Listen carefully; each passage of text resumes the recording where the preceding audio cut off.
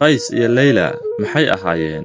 Si kooban waxay ahaayeen laba ruux oo aad isku jeclaa, laakiin aan iscalfan, jacaylkuna dilay.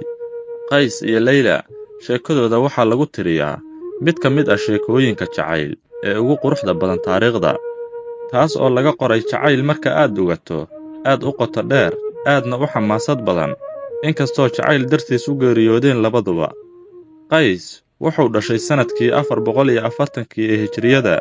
Wuxuu ahaa nin maskax badan, hal abuur leh, oo sheeko yaqaan ah, isla markaana ahaa halyay aad u xeel dheer. Waxa uu caan ku ahaa akhlaaqda iyo dhaqan wanaagga.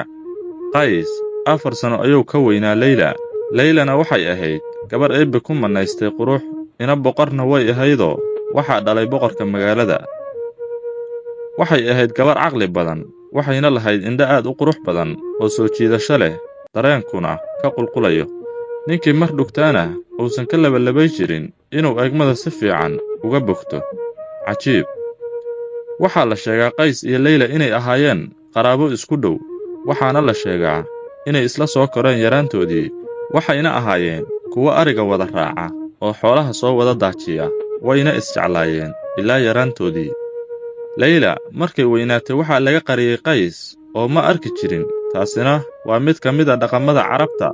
Marka ay gabadhu weynaato, guriga ayaa lagu ilaaliyaa si aan ragguba u arag. Taasina waxay u keentay Qays xanuun iyo hilow jacayl.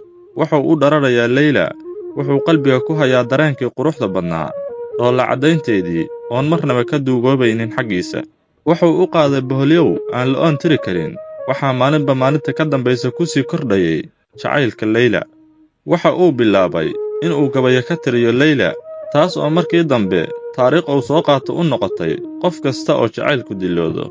Dabadeed wuxuu go'aansaday inuu guursado, hase ahaatee waa loo diiday Layla. Qoyskeeduna waa ka biyo diideen inuu Qays oo daruufta la daalaa-dhacaya guursado gabadhooda quruxda badan, waxayna u arkeen arrin ceeb iyo sharaf darro ku ah qoyska Layla. Saaxiibayaal, waa noo qaybteenna xigta iyo sheekadii Qays iyo Layla.